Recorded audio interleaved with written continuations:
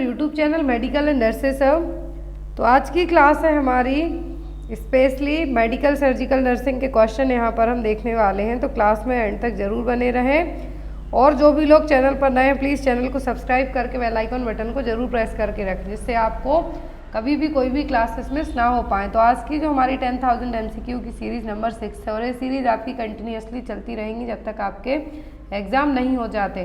पर सीरीज़ आपको 50 MCQ solve करवाए जाएंगे। तो यहाँ पर आज की क्लास में जिनका भी UPCHO, JIPMER, OSSC, नॉर्सेट के लिए एग्जाम है उन सभी में क्वेश्चन हेल्पफुल रहेंगे, क्योंकि यहाँ पर इमेज बेस्ड क्वेश्चन से लेके वन लाइनर क्वेश्चन तक को ऐड किया गया है। तो यहाँ पर फर्स्ट क्वेश्चन जो लास्ट क्लास में क्वेश्चन दिया था, क्वेश्चन था the hereditary determinants of human are received from. तो हेरिडिटरी डिटर्मिनेंट्स हैं जो ह्यूमन बीइंग को कैसे ट्रांसफ़र होते हैं, क्या फिर कहाँ से मिलते हैं। तो ये मिलते हैं आपके जीन्स से। कहाँ से मिलेंगे? आपको अपने जीन्स के थ्रू मिलेंगे। एक पीढ़ी से दूसरी पीढ़ी में जो चीज़ें जाएंगी वो किससे जाएंगी? जीन के थ्रू। नेक्स्ट यहाँ पर आज का फर्स्ट क्वेश्चन है a patient who recently underwent amputation of a leg complain of pain in the amputated part, the nurse should explain to the patient which of the following। तो यहाँ पर एक patient है, उसका जो लोअर लेग एम्पुटेशन हुआ है, मतलब काट के अलग किया गया है। एम्पुटेशन का मतलब होता है काट के अलग करना। तो जो पार्ट एम्पुटेशन हुआ है वहाँ पर वो कह रहा है कि उसको पेन हो रहा है। तो ये क्या है? The pain is the real experience for the patient. The pain is the phenomenon known as the ghost pain. The pain cannot exist because the leg has been amputated, FD, all of the above। का amputation हुआ है, lower leg amputation हुआ है, फिर हाथ में amputation हुआ है। तो एज अ नर्स आप क्या कहेंगे कि ये कौन सा पेन है? Ghost pain. क्या कहना है आपको? ये घोस्ट पेन या फिर फैंटम पेन है, मतलब जो पार्ट है ही नहीं, आपको लग रहा है कि वहाँ पे दर्द हो रहा है, तो उसको हम क्या कहेंगे? Ghost pain. तो यहाँ पर आपका आंसर क्या होगा? Option number B. The pain is a phenomena known as the ghost pain. और घोस्ट पेन को ही कहा जाता है फैंटम पेन, जिसमें पेशेंट को लगेगा कि उस बॉडी पार्ट में पेन हो रहा है जहाँ पर वो बॉडी पार्ट है ही नहीं। क्या है? जहाँ पर वो बॉडी पार्ट है ही नहीं, उस बॉडी पार्ट में पेन हो रहा है, तो उसको हम क्या कहेंगे? घोस्ट पेन या फिर फैंटम। नेक्स्ट क्वेश्चन है यहाँ पर identify the fluid bag shown is here. तो यहाँ पर एक फ्लूइड बैग दिख रहा है, कौन सा बैग है? TPN bag, albumin bag, jejunostomy bag with milk या फिर एस्टेनमिन। ये एग्जाम में आपको आ सकता है। यहाँ पर आपको लिखा हुआ दिख ही रहा है कि लिपिड लिखा हुआ है। तो यहाँ पर एक कौन सा बैग है जो आपको दिख रहा है? तो ये है TPN बैग। कौन सा बैग है? ये है TPN बैग। ये कौन सा बैग है? TPN bag. Image based question में आपको एग्जाम में आ सकता है। और ये रहा एल्ब्यूमिन बैग। एल्ब्यूमिन बैग इस तरीके से आएगा, एल्ब्यूमिन प्रोटीन है जब दिया जाएगा वो है। बाकी यहाँ पे तीन आइटम्स एक साथ दिख रहे हैं, क्या है? ये है TPN bag. Next one is ये क्वेश्चन नॉर्सेट एग्जाम में आया था। A 56-year-old male came with complain of bleeding per rectum, diagnosed to be carcinoma of colon, underwent right hemicolectomy, identify the instrument.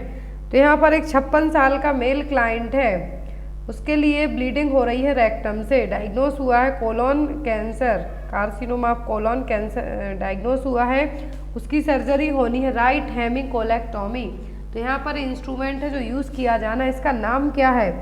Monopolar cautery, हाइफ्रैक्टर, harmonic scalpel या फिर लिगेसर vessel लिगेसर। तो यहाँ पर क्या है इस इंस्ट्रूमेंट का नाम जो यहाँ पे इमेज में दिया हुआ है? नॉर्सेट 2020 में आया हुआ था आपको। तो यहाँ पर जो इंस्ट्रूमेंट दिख रहा है मोनोपोलर कॉटरी। क्या है? Monopolar cautery. इसका नाम याद रखें, क्या है इसका नाम? Monopolar cautery.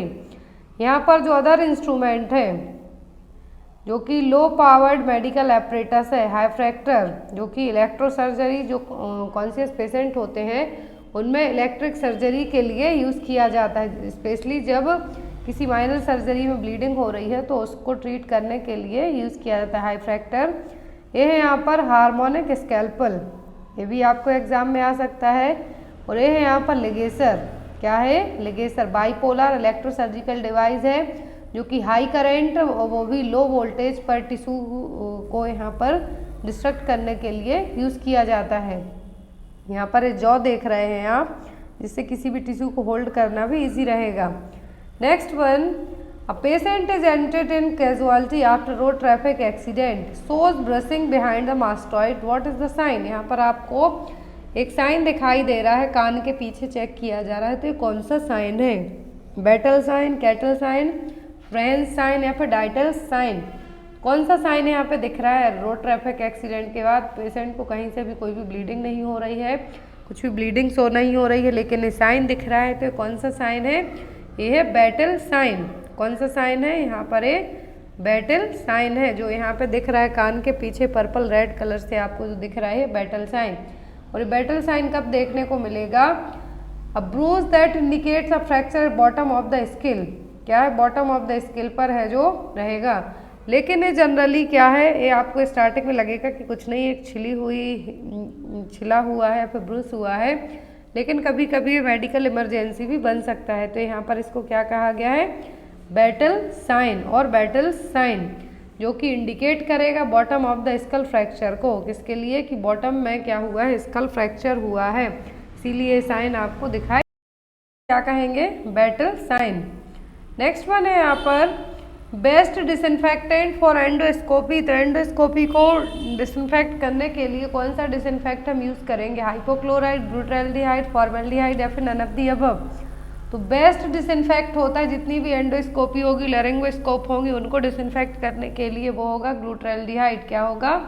ग्लूटाल्डिहाइड। 2% ग्लूटाल्डिहाइड है, यूज़ किया जाएगा। सोडियम हाइपोक्लोराइड यूज़ किया जाता है कोविड के पेशेंट के लिनिन के लिए या फिर HIV पेशेंट के लिए। नेक्स्ट है यहाँ पर आइडेंटिफाई दिस इमेज और पिक्चर। तो यहाँ पर एक पिक्चर दिख रही है, इसका आपको नाम बताना है कि ये है क्या? एम्बू बैग है, लैरेंजियल मास्क है, NG ट्यूब है या फिर नन ऑफ द अबव। तो क्या है जो यहाँ पे इमेज में दिख रहा है? ये है यहाँ पर लैरेंजियल मास्क। क्या है? ये लैरेंजियल मास्क। नेक्स्ट है यहाँ पर this catheter is used to remove unwanted body fluids from an organ, cavity और abscess, what is the name of this instrument. यहाँ पर आपको कैथेटर दिख रहे हैं, ये जनरली किसके लिए यूज़ किए जाते हैं? यदि किसी ऑर्गन या फिर बॉडी कैविटी में कुछ भी एब्सेस हो रही है, कुछ भी ज़्यादा सीक्रेशन हो रहा है, फ्लूइड्स बन रहे हैं, तो उनको अनवांटेड फ्लूइड से उनको बाहर निकालना है, तो उसके लिए इनका यूज़ किया जाएगा। तो ये क्या नाम है इनका? इमेज दिख रही है आपको, ऑप्शन में है यहाँ पर NG tube, pigtail drainage catheter या फिर ET ट्यूब या फिर T ट्यूब। तो यहाँ पर इसका नाम क्या है? जो कैथेटर यहाँ पे आपको दिख रहा है इमेज में, आप देख सकते हैं कि इसका नाम क्या है। तो ये है यहाँ पर pigtail catheter, drainage catheter, जिसका यूज जो भी एब्डोमिनल ऑर्गन्स में या फिर कहीं पर भी कुछ भी फ्लूइड बनेगा तो उसको बाहर निकालने के लिए इनको यूज़ किया जाता है। फ्लूइड को बॉडी से बाहर निकालने के लिए यूज़ किए जाते हैं। इसका नाम क्या है? Pigtail catheter. क्या नाम है इसका? Pigtail catheter. यहाँ पर आप देख सकते हैं घुमावदार जो चीज़ है, इनका यूज़ है जो किया जाएगा किसके लिए? एब्डोमिनल कैविटी में या फिर किसी अदर कैविटी में भी एक्स्ट्रा फ्लूइड है तो उसको बॉडी से बाहर निकालना है तो उसके लिए यूज़ किए जाएंगे। नेक्स्ट है यहाँ पर आइडेंटिफाई द इक्विपमेंट। यहाँ पर इमेज में आपको एक इक्विपमेंट दिख रहा है, इसका नाम क्या है? ऑप्शन में है यहाँ पर chest tube drainage system, Penrose drainage system, surgery wound drainage या फिर ट्रू कॉलेज ड्रेनेज। तो यहाँ पर ये जो दिख रहा है क्या है? चेस्ट ट्यूब ड्रेनेज सिस्टम में बबल आ रहे हैं तो वो भी आपको क्वेश्चन आएगा कि एयर लीक हो रही है, क्या हो रहा है? चेस्ट ट्यूब ड्रेनेज सिस्टम से आपको 3-4 क्वेश्चन तक एग्जाम में आते हैं। तो यहाँ पर जो इक्विपमेंट दिख रहा है इसका नाम है चेस्ट ट्यूब ड्रेनेज सिस्टम। क्या है? Chest tube drainage system. Next है यहाँ पर question identify the device shown in this image. यहाँ पर आपको एक इमेज दिख रही है, इसका नाम क्या है? Vascular ring connector, cardiac pacemaker, cardiac shunt या फिर कोरोनरी स्टेंट। तो यहाँ पर ये जो इंस्ट्रूमेंट दिख रहा है इसका यूज़ किया जाता है जब भी आर्टरीज में कुछ भी प्लग का फॉर्मेशन हुआ हो तो उसके लिए यहाँ पर इसको यूज़ किया जाता है। और इसका नाम क्या है? इसका नाम है कोरोनरी स्टेंट। क्या नाम है इसका? कोरोनरी। जब भी कोई प्लग का फॉर्मेशन हो, कुछ भी ऑब्स्ट्रक्शन हो आर्टरी में तो इसके लिए यूज़ किया जाता है, इस तरीके से इन्फ्लेट किया जाएगा। तो यहाँ पर ये जो इंस्ट्रूमेंट का नाम है, जो डिवाइस दिख रही है, ये क्या है? ये कोरोनरी स्टेंट। आपका आंसर होगा option number D. Next one है यहाँ पर which of the following is an early symptom of myasthenia gravis. तो माइस्थेनिया ग्रेविस का जो अर्ली सिम्टम है वो क्या होगा? Dysphagia, ptosis, fatigue, improving in the evening या फिर रेस्पिरेटरी डिस्ट्रेस। तो क्या है जो यहाँ पर अर्ली सिम्टम होगा, इनिशियल साइन होगा माइस्थेनिया ग्रेविस का? तो माइस्थेनिया ग्रेविस का जो साइन होगा यहाँ पर वो होगा पिटोसिस। क्या होगा? पिटोसिस, जिसको ड्रूलिंग ऑफ आईलिड्स भी कहेंगे। इसमें जो आपकी आईलिड्स हैं कैसी रहेंगी? नीचे की तरफ लटकी हुई रहेंगी। और जो माइस्थेनिया ग्रेविस है एक ऐसी प्रॉब्लम है जिसमें आपकी मसल्स में वॉलेंट्री कंट्रोल के साथ साथ वीकनेस भी देखने को मिलेगी। और जो फर्स्ट इनिशियल साइन होगा वो होगा पिटोसिस, जिसको हम ड्रूलिंग ऑफ आईलिड्स भी कह सकते हैं, जिसमें एक या फिर दोनों आईलिड्स क्या रहेंगी? नीचे की तरफ लटकी हुई रहेंगी। वैसे ही माउथ के कॉर्नर भी ड्रूलिंग रहेंगे। यहाँ पर आपको बहुत इवन सांस लेने से लेके खाने पीने में हर एक चीज़ में प्रॉब्लम होगी। Next one, the cranial nerve which regulates the heart rate. अब इसी से रिलेट करता हुआ एक क्वेश्चन है जो आपको GMCH में भी आया था। तो यहाँ पर क्वेश्चन है कि हार्ट रेट को कौन सी क्रेनियल नर्व रेगुलेट करती है? क्रेनियल नर्व 7, 9, 8 या फिर 10? कौन सी क्रेनियल नर्व रेगुलेट करती है हार्ट रेट के लिए? तो वो है यहाँ पर क्रेनियल नर्व 10, वैगस नर्व। क्या है? वैगस क्रेनियल नर्व है जो कि हार्ट रेट को रेगुलेट करने का काम करती है। बीपी, हार्ट रेट, रेस्पिरेशन, इन तीनों के लिए क्या करेगा? वो होगी वैगस नर्व, जो कि 10वें नंबर की क्रेनियल नर्व है। Next one, a client is entered with thrombotic cerebrovascular accident. Which of the following is the first priority nursing assessment in the first 24 hour after the administration. तो यहाँ पर कोई क्लाइंट है, एडमिट हुआ है, उसको क्या है? थ्रोम्बोटिक सेरिब्रोवास्कुलर एक्सीडेंट, CVA का क्लाइंट है। तो आपकी फर्स्ट प्रायोरिटी क्या होगी? स्टार्टिंग के 24 घंटों तक बाउल साउंड्स को चेक करना, EEG चेक करना, प्यूपिल साइज एंड प्यूपिलरी रिस्पॉन्स को चेक करना या फिर इलेक्ट्रोमायोग्राम को चेक करना। तो एज अ नर्स यदि पेशेंट CVA का पेशेंट है तो आपकी फर्स्ट प्रायोरिटी होगी प्यूपिल साइज एंड प्यूपिलरी रिस्पॉन्स को चेक करना। क्यों? क्योंकि ये क्रेनियल नर्व में किसी भी तरीके के चेंजेस तो नहीं हो रहे हैं, कुछ ब्रेन में प्रॉब्लम तो नहीं हो रही है। प्रॉपर चीज़ें कौन बताएगी? Pupil size and pupillary response. तो यहाँ पर आपका आंसर होगा option number C. Next one है यहाँ पर 23-year-old client is admitted with tonic-clonic seizures. The nurse knows that the most common cause of tonic-clonic seizure for this age group.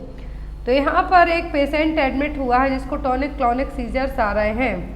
तो यहाँ पर एज अ नर्स आपको पता होना चाहिए कि जो टॉनिक-क्लॉनिक सीजर्स आ रहे हैं 23 साल के क्लाइंट के लिए, तो इस एज ग्रुप में टॉनिक-क्लॉनिक सीजर होने का मेन रीज़न क्या होगा? स्ट्रोक का आना, हेड इंजरी का होना, इलेक्ट्रोलाइट इम्बैलेंस का होना या फिर कंजेनाइटल डिफेक्ट इन ब्रेन। तो टॉनिक क्लॉनिक सीजर यदि 23 साल की एज में आ रहे हैं तो जो मोस्ट कॉमन कॉज होगा वो होगा हेड इंजरी। क्या होगा? Head injury. यदि ओल्ड एज है जब आते हैं तब कहेंगे हम स्ट्रोक, लेकिन यहाँ पर इनिशियल यंग एज में जब टॉनिक क्लॉनिक सीजर्स आ रहे हैं तो हम क्या कहेंगे? Head injury. अब head injury road traffic accident के कारण भी हो सकती है, कहीं से गिरने के कारण भी हो सकती है, कुछ भी हो सकता है। तो हेड इंजरी क्या है? मोस्ट कॉमन कॉज है यंग एडल्ट्स में टॉनिक क्लॉनिक सीजर्स आने का। मिडिल एज की बात हो रही है कि पेशेंट कितना है? 23 साल का बस है। तो 23 साल की एज में यदि आ रहे हैं तो क्या है? Head injury. यदि पर्सन मिडिल एज है तो स्ट्रोक होगा टॉनिक क्लॉनिक सीजर्स आने का कॉज। लेकिन आफ्टर दैट 65 और उससे ज़्यादा है तो मोस्ट कॉमनली या तो एल्जाइमर्स के कारण आएंगे, स्ट्रोक भी इसके लिए रिस्पॉन्सिबल होगा, लेकिन कुछ और अदर रीज़न भी रहेंगे। तो यहाँ पर जो फर्स्ट और इनिशियली यदि यंग एज में पूछें तो हेड इंजरी के कारण ही टॉनिक क्लॉनिक सीजर्स आएंगे। फेब्राइल सीजर्स पूछें तो ओनली फीवर्स में आते हैं, बच्चों की एज 6 साल तक की हो जाती है जब तक ही आते हैं, आफ्टर दैट बहुत ही रेयर केस में आएंगे। नेक्स्ट है यहाँ पर fever, headache and nuchal rigidity are the classic symptoms of. तो ये तीनों किसके सिम्टम हैं? बुखार आना, सिरदर्द होना, नचल रिजिडिटी। तो ये किसके पूरे क्लासिकल साइन है? ब्रेन एब्सिस के, मेनिंजाइटिस के, पार्किंसंस के या फिर डिप्रेशन के। तो ये तीनों साइन किसके हैं? ये है मेनिंजाइटिस के। जो स्पाइनल कॉर्ड और ब्रेन की कवरिंग लेयर है मेनिंजेस, उसमें यदि कोई इन्फेक्शन इन्फ्लामेशन होगा तो उसको कहेंगे मेनिंजाइटिस, और उसी के तीनों क्लासिकल साइन है फीवर, हेडेक, नचल रिजिडिटी। अब और साइन भी एग्जाम में आपको आते हैं, तो वो Kernig sign and Brudzinski sign, exam में साइन आपको आते ही आते हैं। मेनिंजाइटिस के क्लासिकल साइन में नेचुरल रिजिडिटी के अलावा आपको कर्निंग साइन याद रखना है और ब्रुजिन्स्की साइन है जो आपको याद रखना है। Next one, medical management for increased ICP includes, तो यदि इंट्राक्रैनियल प्रेशर बढ़ा हुआ है तो कौन सा मेडिकल मैनेजमेंट यहाँ पे हेल्पफुल रहेगा? ऑप्शन में है यहाँ पर administer half strength the saline, administer plasma volume expanders, administer the mannitol, reduce the number of breaths in the ventilator. तो यदि इंट्राक्रैनियल प्रेशर बढ़ा हुआ है, आईसीपी बढ़ा हुआ है, तो मेडिकल मैनेजमेंट होगा आपका क्या? मैनिटॉल को एडमिनिस्टर करना। क्या होगा? मैनिटॉल को एडमिनिस्टर करना। जो आईसीपी बढ़ा हुआ है उसको क्या करेगा? ये कम करने का काम करेगा।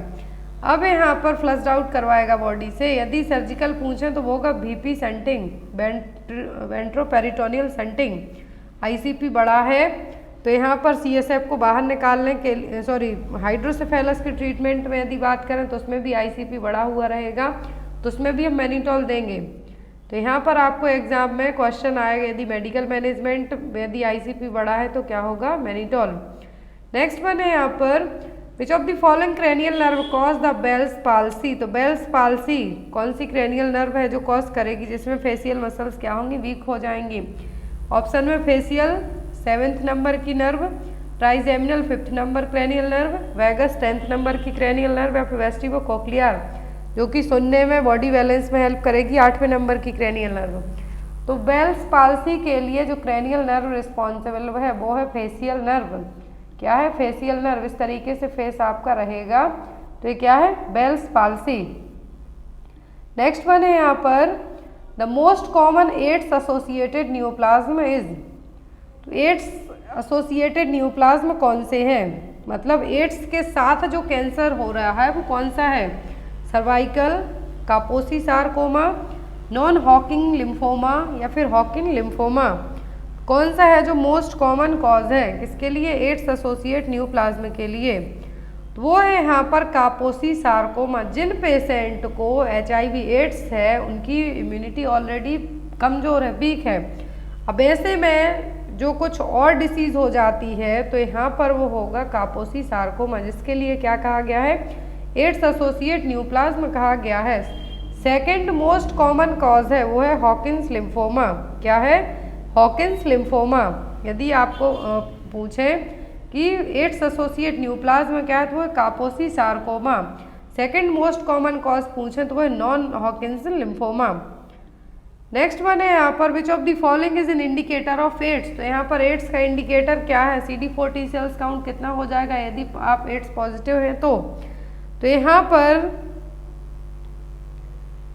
तो यहाँ पर यदि बात की जाए CD4 T सेल्स काउंट की, तो CD4 T सेल्स काउंट चला जाएगा बिलो 200 सेल्स पर mm²। तो यहाँ पर आपका आंसर होगा option number D, CD4 T cells count less than 200 cells पर mm3। Next one, digoxin is not given when the heart rate is. Question exam में आता है कि डिजिटैलिस एजेंट हो गया, डिगॉक्सिन हो गया, कि हार्ट रेट कितनी हो तब हमें नहीं देना है।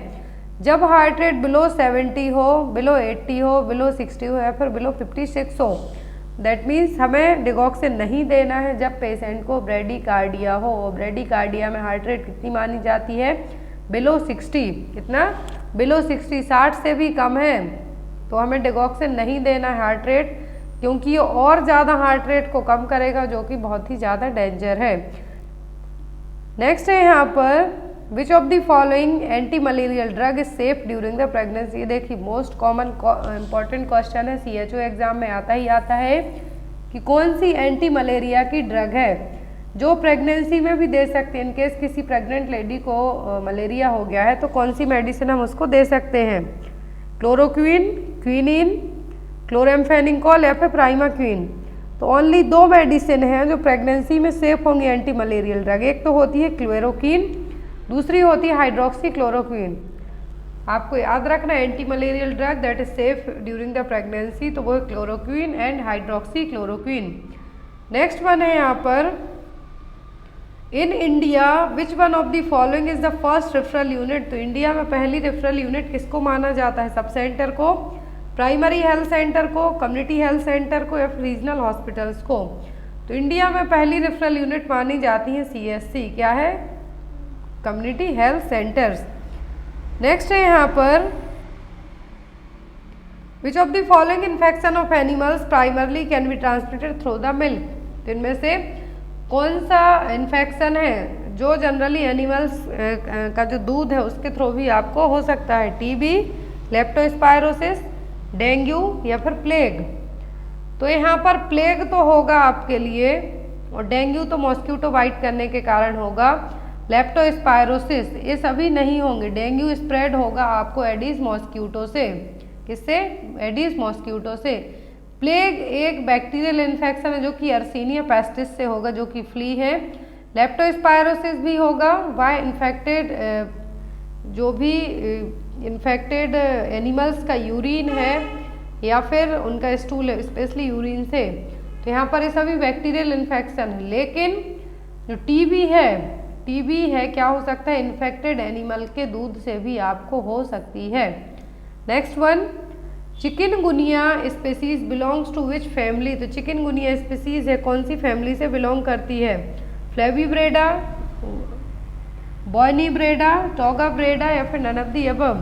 तो यहाँ पर हमने आई थिंक जो लास्ट 2 डेज पहले क्लास ली थी उसमें आपको बताया था कि जो चिकनगुनिया है, क्या है? चिकनगुनिया है। तो चिकनगुनिया की जो फैमिली है वो कौन सी है? वो है Togaviridae family.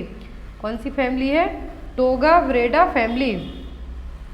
Next one, which of the following is not a content of drug kit A provided at sub centre? तो सब सेंटर में 2 टाइप की किट दी जाती है, kit A and kit B. तो कौन सी किट है जो किट ए में कंटेंट नहीं रहेगा? ORS tablet paracetamol, vitamin A solution या फिर टैबलेट कॉट्रीमैक्सोल? तो जो टैबलेट है, कौन सी? जो टैबलेट इसमें नहीं रहेगी किट ए में, तो वो है यहाँ पर टैबलेट पैरासीटामोल, क्योंकि ये किट बी में रहेगी। किट ए में ORS रहेगा, आयरन फॉलिक एसिड की लार्ज स्मॉल टैबलेट होंगी, विटामिन ए सॉल्यूशन होगा, कॉट्रीमैक्सोल होगा, लेकिन इसमें पैरासीटामोल नहीं होगी। दोनों किट का कंटेंट आपको याद रखना है। मैं एटलीस्ट 10 to 20 टाइम्स तक आपको बोल चुकी हूँ, क्योंकि आपको आता ही आता है। नेक्स्ट है यहाँ पर small pox is eradicated from the world in the year? तो स्मॉल पॉक्स का रेडिकेशन पूरे विश्व से कब हो गया था? 1981 में, 1982 में, 1983 में, 1980 में? तो पूरे विश्व से स्मॉल पॉक्स का एरेडिकेशन हो गया था 1980 में। अब साइंटिस्ट क्या कर रहे हैं, जो मंकी पॉक्स फैला है उसके सिम्टम इसी से मिलते जुलते टाइप के हैं, तो हो सकता है कि उसी वैक्सीन में कुछ मॉडिफिकेशन करके मंकी पॉक्स के लिए भी वैक्सीन लाई जाए। नेक्स्ट है यहाँ पर आपका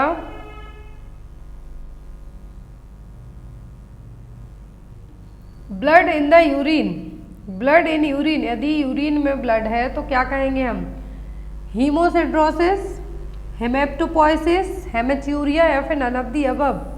तो यदि ब्लड इन यूरिन है तो हम क्या कहेंगे? हेमेच्यूरिया। क्या कहेंगे? हेमेच्यूरिया। हीमोसिड्रोसिस का मतलब है कि जब आयरन है आपकी बॉडी में ज़्यादा हो जाए, क्या हो जाए? आयरन है जो आपकी बॉडी में, आपके ऑर्गन्स और टिश्यूज़ में क्या हो जाए? ओवरलोड हो जाए, तब हम क्या कहेंगे इसको? हीमोसिड्रोसिस। और यहाँ पर हेमेटोपोइसिस का मतलब होगा blood cellular component, formation of blood cellular component. इसमें हेमेटोपोइसिस में RBC, WBC, प्लेटलेट्स इन सभी का फॉर्मेशन होगा, वो प्रोसेस कहलाएगी हेमेटोपोइसिस। नेक्स्ट वन है यहाँ पर sudden fall of temperature is called. यदि आपकी बॉडी का टेम्परेचर अचानक से डाउन हो जाए तो हम उसको क्या कहेंगे? क्राइसिस, रिलैप्स, लाइसिस या फिर क्वार्टिडियन? क्या टर्म यहाँ पे यूज़ किया जाएगा यदि आपकी बॉडी का टेम्परेचर अचानक से घट जाए? तो हम उसके लिए कहेंगे क्या? क्राइसिस। क्या कहेंगे? क्राइसिस। लाइसिस का मतलब है यहाँ पर, lysis is the breaking down of the membrane of the cells often by viral, enzymatic और ऑस्मोटिक प्रोसेस के थ्रू। रिलैप्स से यहाँ पर फीवर का ही एक टाइप है, तो टेम्परेचर पहले बढ़ेगा फिर नॉर्मल आ जाएगा, देन आफ्टर फिर से बढ़ जाएगा, तो ये क्या हो गया? रिलैप्सिंग। रेमिटेंट फीवर का मतलब है कि मोर देन 2 डिग्री सेल्सियस तक टेम्परेचर फ्लक्चुएट होता रहेगा, नॉर्मल टेम्परेचर में नहीं आएगा। इंटरमिटेंट का मतलब है कि falls to normal every day. Daily temperature क्या रहेगा, नॉर्मल टेम्परेचर में आ जाएगा। और जो कंटिन्यू है इसमें टेम्परेचर नहीं घटेगा, जैसे टाइफाइड फीवर हो गया, किसी भी टाइफस फीवर हो गया, तो इसमें टेम्परेचर आपका ऐसा नहीं होगा। रिलैप्सिंग फीवर आपने देखा होगा, अल्टरनेट वे में आता है जनरली, तो वो कौन किस में आएगा, वो आता है जनरली मलेरिया के पेशेंट में। नेक्स्ट है यहाँ पर sensitivity and reaction is tested by administering the drug. तो ड्रग की सेंसिटिविटी और रिएक्शन को चेक करने के लिए ड्रग किस रूट से एडमिनिस्टर की जाती है, इंट्रावीनस रूट से, इंट्रामस्कुलरली, इंट्राडर्मली या फिर सबक्यूटेनियसली। कौन से रूट से ड्रग है जो एडमिनिस्टर की जाएगी यदि किसी ड्रग की सेंसिटिविटी और रिएक्शन चेक करना है, तो वो है यहाँ पर इंट्राडर्मल रूट। क्या है, इंट्राडर्मल रूट से इजीली है जो ये चीज़ चेक कर ली जाए। कोई सी भी ड्रग हो, कोई सा भी एलर्जिक टेस्ट होना हो, किसी भी चीज़ की सेंसिटिविटी का पता लगाना हो, मोस्ट कॉमन रूट होता है इंट्राडर्मल रूट। जिस रूट से BCG वैक्सीन दी जाती है वही रूट। नेक्स्ट वन है यहाँ पर which of the following position is given to a patient with severe breathing difficulty. तो यदि पेशेंट को बहुत ज़्यादा दिक्कत हो रही है सांस लेने में तो कौन सी पोजीशन देंगे, सुपाइन, फॉलोअर्स, ट्रेंडलाइन वर्ग या फिर नन ऑफ द अबव। जो पोजीशन हम देंगे पेशेंट को सांस लेने में दिक्कत हो रही है तो वो होगी यहाँ पर फॉलोअर्स पोजीशन। ये देखिए जिसमें हाफ पेशेंट लेटा रहेगा और हाफ सिटिंग रहेगा 45 to 60 डिग्री के एंगल पर। नेक्स्ट है यहाँ पर Braden scale is used for assessing the risk for. तो ब्रैडन स्केल का यूज किसके असेस करने में किया जाएगा, decubitus ulcer, hypertension, urinary tract infection या फिर डायबिटीज मेलाइटिस। तो जो ब्रैडन स्केल है इसका यूज़ किया जाएगा डेक्यूबिटस अल्सर और प्रेशर अल्सर को असेस करने के लिए। इसमें जो चीज़ें चेक की जाती हैं ब्रैडन स्केल में, जिसको हम प्रेशर अल्सर भी कहेंगे, तो 1987 में बारबरा ब्रैडन और नैन्सी ब्रिग्स्टॉम ने इस स्केल की खोज की थी, डेवलप किया था। इसमें जो भी नर्स हैं या फिर हेल्थ केयर प्रोफेशनल्स हैं इसको असेस कर सकते हैं। तो इसमें sensory, mental, moisture, activity, mobility, nutrition और फ्रिक्शन है जो चेक किए जाते हैं। यदि जो ब्रैडन स्केल का स्कोर है कितना है, ब्रैडन स्केल का स्कोर कितना होना चाहिए, 15 तक जो यहाँ पर नॉर्मल रेंज रखी, लेकिन 15 से 16 है तो माइल्ड रिस्क है, 12 से 14 मॉडरेट रिस्क, लेस देन 12 है तो हाई रिस्क। ये क्या हो गए, यहाँ पर रिस्क हो गए। मतलब यदि किसी को डेक्यूबिटस अल्सर है, प्रेशर सोर है, तो यहाँ पर कितना ज़्यादा अफेक्ट हुआ है एरिया उसको फाइंड आउट करने के लिए यूज़ किया। विच of the following preferred site for intramuscular injection in infants. तो यदि किसी इन्फेंट में IM इंजेक्शन लगना है तो मोस्ट प्रिफर्ड साइट कौन सी होगी, डेल्टॉइड, रेक्टस फीमोरिस, वास्टस लैटरलिस या फिर वेंट्रोग्लूटियल। यदि किसी इन्फेंट में पूछते हैं हम कि हमें IM इंजेक्शन लगाना है, DPT वैक्सीन ही लगानी है, कहाँ पे लगाएंगे हम, तो हम लगाएंगे वास्टस लैटरलिस मसल्स में। कहाँ पर, वास्टस लैटरलिस मसल्स में। नेक्स्ट वन है यहाँ पर which of the following diagnostic investigation is useful to detect the seizures. तो सीजर्स के लिए कौन सा यहाँ पर डायग्नोस्टिक इन्वेस्टिगेशन किया जाएगा कि ब्रेन में कुछ डैमेज तो नहीं हुआ है, वो चीज़ें हम कैसे करेंगे, EEG से, एक्सरे से, CT स्कैन या फिर MRI से। तो इलेक्ट्रोइंसेफेलोग्राम से, किससे, EEG और इलेक्ट्रोइंसेफेलोग्राम से चीज़ें चेक की जाएंगी आपके पूरे ब्रेन में। जैसे ECG में लीड लगाई जाती है वैसे ही पूरे स्कैल्प पे आपको लीड लगाई जाएंगी और चीज़ चेक की जाएगी कि सीजर्स आए हैं, फिट्स आए हैं, उनसे कोई प्रॉब्लम तो आपको नहीं हुई है, कुछ डैमेज तो नहीं हुआ है। तो यहाँ पर वो क्या होगा, कंफर्मेटरी, वो होगा EEG, electroencephalogram. Next one, in measles Koplik spots are seen in. तो मीजल्स में जो कॉप्लिक स्पॉट्स दिखते हैं वो कैसे दिखेंगे, कब दिखेंगे, प्रोड्रोमल स्टेज में, पोस्ट मीजल्स स्टेज में, इरप्टिव स्टेज में या फिर नन ऑफ द अबव। तो मीजल्स में जो कॉप्लिक स्पॉट्स देखने को मिलते हैं, रोज कलर के स्पॉट्स, वो कब देखने को मिलते हैं, प्रोड्रोमल स्टेज में।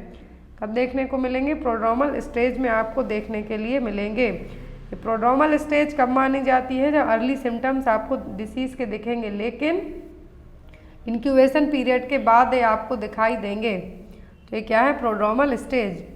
Next one, the abnormal condition in which the umbilical cord is inserted through the membrane of the placenta is known as। तो एक एबनॉर्मल कंडीशन है जिसमें प्लेसेंटा कहाँ से इंसर्ट हो गया है, मेम्ब्रेन के थ्रू। तो ये क्या है, वेलामेंटस इंसर्शन, वेटलडोर, एब्रप्टो प्लेसेंटा या फिर नन ऑफ द अबव। तो यहाँ पर एक कंडीशन क्या कहलाएगी, ये कहलाएगी velamentous insertion of placenta. Normally placenta centre part से अटैच होगा, लेकिन यहाँ पर अम्बिलिकल कॉर्ड का इंसर्शन सेंटर से होगा, लेकिन वेलामेंटस में कहाँ से होगा? मेम्ब्रेन से होगा। कहाँ से होगा? मेम्ब्रेन से होगा।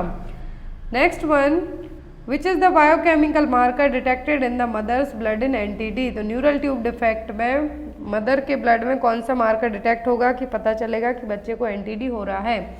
Alpha fetoprotein, ascorbic acid, alkaline phosphate या फिर नन ऑफ द अबव।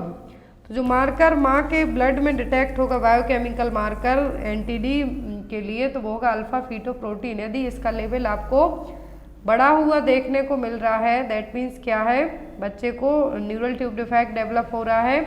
यदि लेवल कम हो रहा है मतलब बच्चे को डाउन सिंड्रोम हो रहा है। Next one, a localized edema or collection of fluid on the fetal scalp that develops during labor is known as। Labour के टाइम पर जो बेबी का फीटल स्कैल्प है, उसके स्कैल्प पर एडिमा स्वेलिंग देखने को मिलेगी, फ्लूइड का कलेक्शन हो जाएगा, तो वो क्या कहलाएगा? ऑप्शन में मोल्डिंग, कैपेट सक्सीडेनम, क्राउनिंग या फिर सेफेलोहेमेटोमा। तो यहाँ पर कहा है कि लोकलाइज्ड एडिमा दिख रहा है, फ्लूइड का कलेक्शन दिख रहा है फीटल स्कैल्प पर, तो ये कहलाएगा कैपेट सक्सीडेनम। क्या कहलाएगा? कैपेट सक्सीडेनम में इस तरीके से देखने को मिलेगा आपके लिए, क्योंकि पेल्विक प्रेशर के कारण ये आपको देखने को मिलेगा, लेकिन ये अपने ऑटोमेटिक ठीक हो जाएगा। लेकिन यदि इस तरीके से है, दैट मीन्स यहाँ पर कुछ इंजरी हो गई है, तो यहाँ पर ब्लड का ऑक्यूमुलेशन हो गया, इसको हम क्या कहेंगे? सेफेलोहेमेटोमा, और इसके लिए ट्रीटमेंट की जरूरत पड़ेगी। Next one, the index for finding effectiveness of contraception is. That means contraceptive effectiveness का मतलब है कि जो कॉन्ट्रासेप्टिव मेथड अपनाई गई, उनको अपनाने के बाद कितनी प्रेगनेंसी हुई हैं, दैट मीन्स फेलियर रेट क्या रहा है, तो वो हम कौन सी मेथड से असेस करेंगे? पर्ल इंडेक्स से, लॉरेंट्स, पॉड्रेनल या फिर ब्रोका। तो जो इंडेक्स यूज़ किया जाएगा वो है Pearl index. It is defined as number of contraceptive failures per 100 women year of exposure. तो यहाँ पर फेलियर रेट के लिए भी कह सकते हैं हम, या फिर कॉन्ट्रासेप्टिव मेथड कितनी असरदार रही यूज़ करने के बाद भी फेल हुई हैं, तो उसके लिए क्या यूज़ किया जाएगा? यहाँ पे Pearl index. Next one, the type of pelvis in which the features are heart shape brim, narrow fore pelvis, sciatic notch with prominent ischial spine and supportive angle more than 90 degree. तो ये कौन सी pelvis है जिसके feature यहाँ पे आपको बताए गए हैं? तो ये जो पेल्विस के फीचर बताए हैं, हार्ट शेप ब्रिम है, नैरो फोर पेल्विस है, सियाटिक नोच है प्रोमिनेंट स्टियल स्पाइन के साथ, और जो सपोर्टिव एंगल है वो मोर देन 90 डिग्री है, सॉरी लेस देन 90 डिग्री है। तो ये है यहाँ पर एंड्रॉइड पेल्विस। कौन सी पेल्विस है? ये है Android pelvis. Heart shape brim किसकी देखने को मिलेगी आपको? तो मिलती है एंड्रॉइड पेल्विस की देखने के लिए। वो सबसे ज़्यादा जो मोस्ट फेवरेबल पेल्विस है वो कौन सी है? तो वो है गायनेकॉइड पेल्विस। कौन सी है? Gynaecoid pelvis. इनलेट होगा इसका ओवल शेप का, एंड्रॉइड पेल्विस का होगा यहाँ पर हार्ट शेप का। नेक्स्ट है यहाँ पर at 8 week of gestation the uterus looks like. तो 8 वीक की प्रेगनेंसी में यूट्रस कैसी दिखाई देगी? लार्ज ऑरेंज, क्रिकेट बॉल की तरह, साइज ऑफ ग्रेप फ्रूट या फिर स्मॉल अनरिप्ड पियर। कैसी दिखाई देगी जब प्रेगनेंसी 8 वीक की बस होगी? आप 8 वीक वक्त प्रेग्नेंट हैं तो यूट्रस का साइज है जो कैसा दिखेगा आपको? तो वो दिखेगा आपके लिए लार्ज ऑरेंज, जो बड़ा एक संतरा होता है उस साइज का आपको दिखेगा uterus. Next one, which drug is given to prevent HIV transmission from mother to child. यदि हमें माँ से बच्चे को HIV ट्रांसमिशन होने से रोकना है, कौन सी मेडिसिन देके हम रोक सकते हैं? निबेरापाइन, पैरासीटामोल, स्टेविडेन या फिर नन ऑफ द अबव। तो जिटेविडेन और निबेरापाइन HIV के लिए यूज़ की जाने वाली ड्रग है। तो यदि माँ से बच्चे को हमें वर्टिकल ट्रांसमिशन रोकना है तब हम कौन सी मेडिसिन देंगे? तो वो होगी निबेरापाइन। कौन सी देंगे? निबेरापाइन। नेक्स्ट वन, सार्स वायरस है। तो सार्स किस कैटेगरी का वायरस है? कोरोना वायरस है, कैल्सी वायरस है, एरेना वायरस या फिर नन ऑफ द अबव। तो सार्स कौन सा वायरस है यहाँ पर? Corona virus. Next one, visual analog scale is most widely used to measure. तो विजुअल एनालॉग स्केल यूज़ की जाती है किसको मेजर करने के लिए? सेडेशन को मेजर करने के लिए, पेन इंटेंसिटी के लिए, स्लीप के लिए या फिर डेप्थ ऑफ एनेस्थीसिया के लिए। क्या चेक करने के लिए स्केल है जो यूज़ की जाएगी? विजुअल एनालॉग स्केल, तो स्केल यूज़ की जाएगी पेन इंटेंसिटी का पता लगाने के लिए। मैक्सिमम स्कोरिंग होती है 10, मिनिमम 0। यदि कुछ पेन नहीं है तो 0 हंसते हुए हैं आप, कुछ थोड़ा बहुत पेन है तो 2 नंबर दे दिए जाएंगे, थोड़ा और है तो 4, थोड़ा और होता है तो इस तरीके से। यदि आपको क्वेश्चन एग्जाम में आता है कि पेशेंट को नेगिंग है, अनकंफर्टेबल, ट्रबलसम पेन है, तब कितना स्कोर देंगे according to visual analog scale के, तब आप देंगे 4 स्कोर। यदि पेशेंट को कहा जाए इंटेंस, ड्रेडफुल, हॉरिबल पेन है, तब क्या स्कोरिंग देंगे आप, तो अब देंगे आप उसको 8। Next one, islets of Langerhans are rich in which part of the pancreas. तो पैंक्रियास में आइसलेट्स ऑफ लैंगरहैंस होते हैं, जो फिर 3 तरीके का क्या करेंगे, सेल्स रहेंगी उसमें, जो ग्लूकागॉन, सोमेटोस्टेटिन और इंसुलिन का सीक्रेशन करेंगे। अब यहाँ पर आइसलेट्स ऑफ लैंगरहैंस है, पैंक्रियास के किस पार्ट में सबसे ज़्यादा होंगे, नेक में, हेड में, टेल में कि बॉडी में, तो ये पार्ट होते हैं पैंक्रियास के, क्या है, नेक, हेड, टेल, बॉडी, पार्ट है पैंक्रियास के। तो आइसलेट्स ऑफ लैंगरहैंस सबसे ज़्यादा होंगे टेल पार्ट में, कहाँ पर, टेल पार्ट में। नेक्स्ट वन है यहाँ पर, Korsakoff syndrome is caused by deficiency of. तो कोर्साकॉफ साइकोसिस और कोर्साकॉफ सिंड्रोम है जो किसके कारण होंगे, किसकी कमी के कारण होंगे, राइबोफ्लेविन के, पायरिडॉक्सिन के, आयरन के या फिर थियामिन के। तो कोर्साकॉफ साइकोसिस और कोर्साकॉफ सिंड्रोम होगा थियामिन की कमी के कारण, किसके कारण, थियामिन की कमी के कारण। जो एल्कोहलिज्म वाले पेशेंट होते हैं उनमें मोस्ट कॉमनली देखने को मिलती है कोर्साकॉफ साइकोसिस। तो ये किसके कारण होता है, थियामिन की कमी के कारण, जिसकी कमी के कारण वही दे दो तो ये ठीक हो जाएगा। नेक्स्ट वन है यहाँ पर, strong persistence and irrational fear, strong persistent and irrational fear of some specific object or situation that presents little or no danger to a person is called. तो यहाँ पर इरेशनल फियर है किसी एक specific object से, situation से, लेकिन उससे आपको डरने की कोई ज़रूरत नहीं है, तो वो क्या कहलाएगा। ऑप्शन में है यहाँ पर सिनकोप, इंसोम्निया, फोबिया या फिर एमनेसिया। तो एमनेसिया का मतलब होगा short term memory loss, syncope का मतलब होगा एक तरीके से चक्कर आना, फेंटिंग, किसी एक तरीके से आपकी तुरंत कॉन्शियसनेस चले जाना, इसको हम बेहोश होना कह सकते हैं। और यहाँ पर इंसोम्निया का मतलब होगा स्लीप, लैक ऑफ स्लीप, मतलब नींद नहीं आना। तो यहाँ पर अब जो टर्म बचता है वो है फोबिया, क्या है, फोबिया। फोबिया में ही क्या कहेंगे हम, irrational fear of some specific object, लेकिन उससे आपको कोई भी नुकसान नहीं है, तो क्या हो गया, फोबिया। अलग अलग टाइप के फोबिया होते हैं, एग्जाम में आपको आ सकते हैं। हीमोफोबिया का मतलब होगा ब्लड से डर लगना, क्लस्ट्रोफोबिया का मतलब होगा भीड़ भाड़ वाले इलाके में जाने से डर लगना आपको। यहाँ पर एग्जाम में जनरली जो आते हैं फोबिया, एक तो आता है क्लस्ट्रोफोबिया, दूसरा आता है हीमोफोबिया, एक्रोफोबिया आ सकता है, जूफोबिया मतलब जानवरों से डर लगना। तो अलग अलग टाइप के फोबिया होते हैं जो आपको एग्जाम में आ सकते हैं। Next one, which is the common agent responsible for infantile diarrhoea. तो इन्फेंटाइल डायरिया के लिए मोस्ट कॉमन एजेंट कौन सा है जो कॉज कर सकता है, रोटावायरस, एंटामीबा हिस्टोलिटिका, इकोलाई या फिर स्ट्रेप्टोकोकाई। तो बच्चों में वैक्सीन दी जाती है, वो है रोटावायरस वैक्सीन। और वो क्यों दी जाती है, क्योंकि रोटावायरस ही मोस्ट कॉमन कॉज होता है इन्फेंटाइल डायरिया के लिए। 6, 10 एंड 14 वीक्स में ओरली 5 ड्रॉप दी जाती है वैक्सीन की। तो वो कौन सी वैक्सीन है, तो वो रोटावायरस वैक्सीन दी जाती है। तो यहाँ पर आपको याद रखना है कि जो रोटावायरस वैक्सीन है ये दी जाती है बच्चों के लिए। तो यहाँ पर ये जो वैक्सीन दी जाती है क्यों दी जाती है, ताकि बच्चों के लिए हम किससे प्रिवेंट कर सकें, डायरिया से। रोटावायरस वैक्सीन कैसे दी जाती है, ओरली 5 ड्रॉप दी जाती है, याद रखना है 5 drops. Next one, a TB positive patient is in DOTS treatment, complain that his urine becomes orange, the nursing officer knows this is the common side effect of which medicine. ये question GMCH का first question है, उसमें आया हुआ है कि TB positive patient है, DOTS regimen चल रहा है, उसका वो कंप्लेन कर रहा है कि उसकी यूरिन का कलर ऑरेंज कलर का है जब वो यूरिन वाइट करने जा रहा है, पास करने जा रहा है। तो एज अ नर्स आप कहेंगे कि ये कौन सी मेडिसिन का साइड इफेक्ट है। ऑप्शन में है स्ट्रेप्टोमाइसिन, आइसोनियाजिड, रिफाम्सिन या फिर इथाम्ब्यूटोल।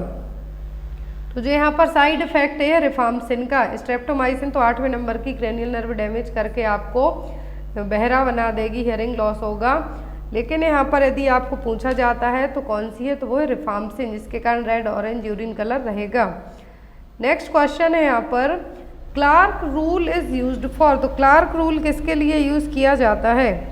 ऑप्शन में है evaluating the IQ of child, evaluating the child physical growth, estimating the paediatric doses of drugs, या फिर नन ऑफ द अबव। तो किसके लिए क्लार्क रूल यूज किया जाता है? तो क्लार्क रूल यूज किया जाता है बच्चों में ड्रग के डोज को कैलकुलेट करने के लिए according to weight of the baby है जो यूज किया जाएगा Clark rule. Next one, lumbar puncture is done in between which vertebra, lumbar puncture किया जाता है जिससे CSF को बाहर निकालने के लिए, टेस्टिंग के लिए, मेनिंजाइटिस या फिर क्या इन्फेक्शन उसके लिए। लंबर पंचर और स्पाइनल टेप के लिए कौन सी वर्टिब्रा के बीच में यहाँ पर सिरिंज हम इंसर्ट करते हैं? C2 and L4, L1, L2, L4, L5 या फिर L2 to L3। तो यहाँ पर जहाँ जिस वर्टिब्रा में हम लंबर पंचर करेंगे, स्पाइनल टेप करेंगे, वो होगी L4 to L5 according to option के। इसको लेकिन L3 एंड L4 में भी किया जाता है। पोजीशन एग्जाम में आती है lying position, sitting position, C shape position, ये सभी क्या है? लंबर पंचर और स्पाइनल टेप के लिए पोजीशन है। Next one, which term is used to describe the insufficient amount of amniotic fluid. तो टर्म प्रेगनेंसी में 800 ml तक एमनियोटिक फ्लूइड होता है, लेकिन जैसे जैसे प्रेगनेंसी पोस्ट टर्म या फिर 38 वीक के बाद आगे को जाएगी एमनियोटिक फ्लूइड कम होते जाएगा। तो यहाँ पर एमनियोटिक फ्लूइड का लेवल कम होना, insufficient amount of amniotic fluid क्या कहलाएगा?